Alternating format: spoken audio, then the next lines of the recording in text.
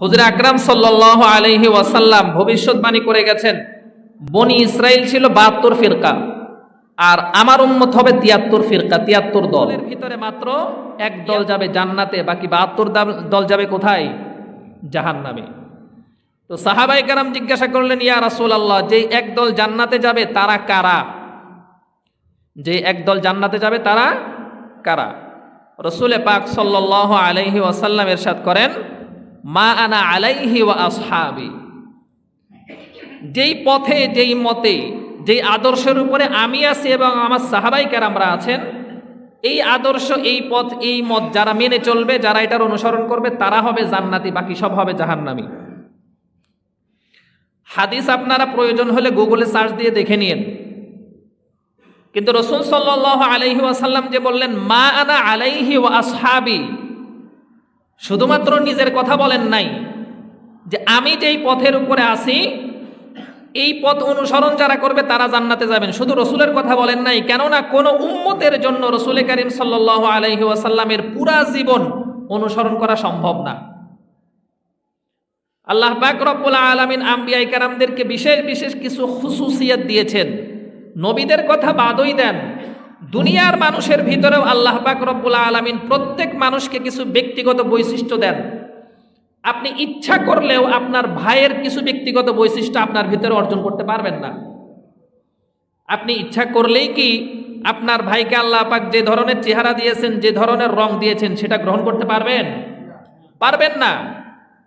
চাইলেই আপনি একজন সুন্দর মানুষ, আপনার দৃষ্টিতে যাকে সুন্দর মনে হচ্ছে তার মতো হতে পারবেন না।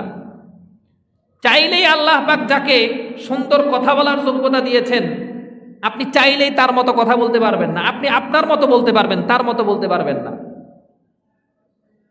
এ কারণে দেখবেন আমাদের দেশে অনেক নকল বক্তা আছে। কি বক্তা আছে? নকল বক্তা আছে, কপি বক্তা আছে। তার মানে কোনো একজন বক্তা প্রসিদ্ধ হয়েছে, কোনো একজন বক্তা ভাইরাল হয়েছে, পুরো বাংলাদেশের মানুষ তাকে চিনে, তো এই বক্তার সুর নকল করতে চায় এমন অনেক আছে। আমি আপনাদেরকে জিজ্ঞাসা করি, এরকম নকল বা কপি বক্তা আপনারা তো অনেক দেখেছেন, অনেক শুনেছেন। মূল যে বক্তা, যার সুর সবাই নকল করে, ওই বক্তার আলোচনায় যে পরিমাণ মানুষ হয়, কপি যারা করে, নকল যারা করে, তাদের আলোচনায় কি সেই পরিমাণ মানুষ হয়? হয় না। কারণটা কি? তার কারণ যতই নকল করেন না কেন, হুবহু জীবনেও হবে না। হুবহু হলে তো প্রথমটাকে বাদ দিয়ে আপনাকে নিয়ে সবাই নাচত। হুবহু হবে না, হুবহু আল্লাহ দিবেনও না। আমরা অনেকেই জানি রেজিস্ট্রারি অফিস, সরকারি বিভিন্ন অফিসে বুড়া আঙ্গুলের ছাপ নেওয়া হয়। কি নেওয়া হয়? বৃদ্ধাঙ্গুলের ছাপ নেওয়া হয়। কত কোটি কোটি মানুষ, তো কারোর বৃদ্ধাঙ্গুলির ছাপ একজনারটার সাথে আরেকজনারটা মিলে না, মিলবে না। যেটা বুঝাতে চাইলাম, উদাহরণস্বরূপ বললাম যে আল্লাহ পাক দুনিয়াতে প্রত্যেক মানুষের কিছু বৈশিষ্ট্য, বিশেষত্ব, খুসুসিয়ত দিয়েছে, আপনি চাইলেই সেটা অনুসরণ করতে পারবেন না। সেক্ষেত্রে আম্বিয়ায়ে কেরাম যারা, নবী রাসূল যারা, তাদের বিষয় তো আরও পড়ে। আল্লাহ পাক রব্বুল আলামিন ওনাদেরকে বিশেষ বিশেষ খুসুসিয়ত, বিশেষত্ব দিবেন। ওনাদের মর্যাদা বুলন্দ করার জন্য, উঁচু করার জন্য আল্লাহ পাক রব্বুল আলামিন তাদেরকে যে ক্ষমতা দিবেন, সেটাকে আপনাকে দিবেন? দিবেন না তো। রাসূল সাল্লাল্লাহু আলাইহি ওয়াসাল্লাম দাঁড়িয়ে নামাজ পড়তেন, পড়তে পড়তে পাও মোবারক ফুলে যেত, ফেটে যেত, পানি বের হওয়া শুরু হতো। আপনারা কি আজ পর্যন্ত শুনেছেন যে রাসূল সাল্লাল্লাহু আলাইহি ওয়াসাল্লামের ন্যায় এমন কোন মানুষ আছে যে নামাজ পড়ার জন্য দাঁড়িয়েছে, পাও ফুলে ফেটে পানি বের হয়ে গেছে, এরপরে সে নামাজ পড়ছেই পড়ছে? শুনেছেন? শুনবেন না। এমন এক ক্ষমতা ইবাদতের, এমন এক মুজিজা আল্লাহ তার রাসূলকে দিয়েছেন, যেটা উম্মতের পক্ষে পালন করা সম্ভব না। আংশিক অনুসরণ করতে পারবেন, পুরাপুরি হুবহু অনুসরণ করতে পারবেন না। রাসূল সাল্লাল্লাহু আলাইহি ওয়াসাল্লাম আল্লাহকে যেভাবে বিশ্বাস করেছেন, আল্লাহর প্রতি রাসূলের যেই ঈমান, আপনি একা নয়, পুরা পৃথিবীর সমস্ত মানুষকে যদি এক পাল্লায় রাখা হয়, সমস্ত মানুষের ঈমানকে যদি এক পাল্লায় রাখা হয়, আর শুধুমাত্র নবী মুহাম্মদুর রাসূলুল্লাহ সাল্লাল্লাহু আলাইহি ওয়াসাল্লামের ঈমানকে যদি এক পাল্লায় রাখা হয়, দুনিয়ার সব মানুষের ঈমান মিলে কি রাসূলের ঈমানের সমান হতে পারবে? পারবে না তো। কারণ এই যোগ্যতাই আল্লাহ রসুল ছাড়া অন্য কাউকে দেন নাই। নবীদের ঈমান এটা হচ্ছে দেখা ঈমান, আমাদের ঈমান হচ্ছে শোনা ঈমান। শুনিদা কাই বদ মানন্দে দিদা, শোনা কথা কোনোদিন দেখা কথার মতো হতে পারে? বুড়িগঙ্গা নদী দেখতে কেমন আপনি দেখেন, দিনে ইচ্ছা করলে 10 বার দেখতে পারেন।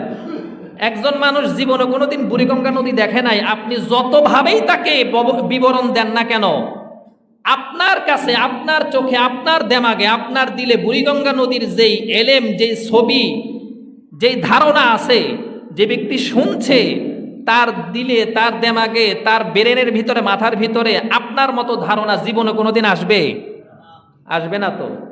রাসূল সাল্লাল্লাহু আলাইহি ওয়াসাল্লামকে আল্লাহ পাক জান্নাত দেখিয়েছেন, রাসূল সাল্লাল্লাহু আলাইহি ওয়াসাল্লামকে আল্লাহ পাক জাহান্নাম দেখিয়েছেন, রাসূল সাল্লাল্লাহু আলাইহি ওয়াসাল্লামকে আল্লাহ পাক মাটির নিচের জগৎ আলমে বরজখ দেখিয়েছেন, রাসূল সাল্লাল্লাহু আলাইহি ওয়াসাল্লামকে আল্লাহ পাক মেরাজে নিয়ে অনেক অদৃশ্য বস্তু দেখিয়েছেন, ফেরেশতাদেরকে দেখিয়েছেন, ফেরেশতারা কে কোন কাজে নিয়ে যেত সেটা দেখিয়েছেন। অনেক ফেরেশতাদেরকে তাদের আসল আকৃতি একদম অরিজিনাল সুরতে আল্লাহর হাবিব দেখেছেন। তো আল্লাহর হাবিবের যেই ঈমান, আমাকে আপনাকে পুরা পৃথিবীর সমস্ত মানুষকে বাটলেও কি সেই ঈমান অর্জন করা সম্ভব? সম্ভব না তো। এই কারণে আল্লাহ পাক রব্বুল আলামিন কোরআনে বলেন, আল্লাহ পাক কোরআনেও রসুলের মতো ঈমান আনতে কাউকে বলেন নাই, রসুলের মতো ঈমান আনতে কাউকে বলেন নাই। তখনকার যুগে রসুল সাল্লাল্লাহু আলাইহি ওয়াসাল্লামের যুগের কাফের, মুশরিক, মুনাফিকদেরকেও আল্লাহ পাক বলেন নাই যে তোমরা রসুলের মতো ঈমান আনো, এটা বলেন নাই। কাদের মতো ঈমান আনতে বলছেন? সাহাবায়ে কেরামের মতো ঈমান আনতে বলছেন। আজকাল এই এক ভ্রান্ত মতবাদ, এই মতবাদ যে ভ্রান্ত সেটা আমরা যুগ যুগ ধরেই জানি। আমি জন্মের পর থেকেই মওদুদিবাদকে ভ্রান্ত এটা জেনে আসতেছি, শুনে আসতেছি, এটা আজকের নতুন কিছু না। মিস্টার মওদুদি যে সমস্ত মতবাদ লিখে গেছেন, ওনার লেখনী, ওনার বলনীতে যে সমস্ত ভুল, কোরআন নিয়ে, সুন্নাহ নিয়ে, আকীদা নিয়ে যে সমস্ত ভুল ব্যাখ্যা তিনি দিয়ে গেছেন, সেটা আমরা আমাদের বুঝ হওয়ার পর থেকেই শুনে আসছি। আমরা যেই মাদ্রাসাগুলোতে পড়ালেখা করেছি, এই মাদ্রাসাগুলোতে যুগ যুগ ধরে মিস্টার মওদুদি ভ্রান্ত, ওনাকে যারা অনুসরণ করে, ওনার দল যারা অনুসরণ করে, ওনার মত যারা অনুসরণ করে, তারা যে ভ্রান্ত, এটা আমরা যুগ যুগ ধরে পড়ে আসছি, আমাদের মাদ্রাসাগুলোতে পড়ানো হয়।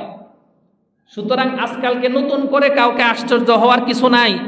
যে আমরা অত্যন্ত আশ্চর্য হই যে কওমি মাদ্রাসাগুলোতে এমন বিদ্বেষপূর্ণ শিক্ষা কিভাবে দেওয়া হয়। এখন কওমি মাদ্রাসাতে ফিরাকে বাতিলা সম্পর্কে পড়ানো হয়, সেখানে কাদিয়ানি সম্পর্কেও পড়ানো হয়। আচ্ছা, যারা মিস্টার মওদুদির অনুসারী তারাও কিন্তু কাদিয়ানিকে কাফের বলে, কাদিয়ানি অনুসারীদেরকে ভ্রান্ত বলে। এখন আমার প্রশ্ন হচ্ছে, কাদিয়ানি যে কাফের, কাদিয়ানি যে মিথ্যা নবুয়তের দাবিদার, এটা ছাত্রদেরকে পড়ানো, এটা জাতির সামনে পেশ করা, জাতিকে এই বিষয়টা জানিয়ে দেওয়া, এটা কি বিদ্বেষ প্রচার করা নাকি জাতির ঈমান হেফাজত করা? জোরে বলুন না, কি করা? জাতির ঈমান হেফাজত করা, আমল হেফাজত করা। এখন কাদিয়ানি সে মিথ্যা নবুয়তের দাবিদার করলো, সে মিথ্যা নবী দাবি করলো, তার ব্যাপারে আমরা জাতিকে স্পষ্ট করলে সেটা বিদ্বেষ প্রচার হয় না। মিস্টার মওদুদি যে ভুলগুলা করলো, এগুলো জাতির সামনে বললে সেটা কি জন্য বিদ্বেষ প্রচার করা হবে? বেদাতি যারা আছে, মাজার পূজারী, এই মাজার পূজারী সম্পর্কে আমাদের কওমি মাদ্রাসাগুলোতে আকীদা পড়ানো হয়, আকীদার কিতাবের মধ্যে পড়ানো হয় এগুলো। ফিরাকে বাতিলা সম্পর্কে এক্সট্রা ক্লাস আছে আলাদা, এটার উপরে আলাদা ক্লাস আছে। ওই ক্লাসের ভিতরে এই ফিরাকে বাতিলা নিয়ে, বাতিল যত মতবাদ আছে, যত দল আছে, এদেরকে নিয়ে পড়ানো হয়, শেখানো হয়। এটা তো যুগ যুগ ধরে চলছে, কওমি মাদ্রাসার ইতিহাসের শুরু থেকে এ পর্যন্ত চলছে, সামনেও চলবে। হঠাৎ করে দেখা গেল গত কয়েকদিন যাবৎ এই মিস্টার মওদুদি অনুসারী এক আলেম, বক্তা, বড় বক্তা, প্রসিদ্ধ বক্তা, তিনি খুব আশ্চর্য হয়ে গেলেন। কেন? এই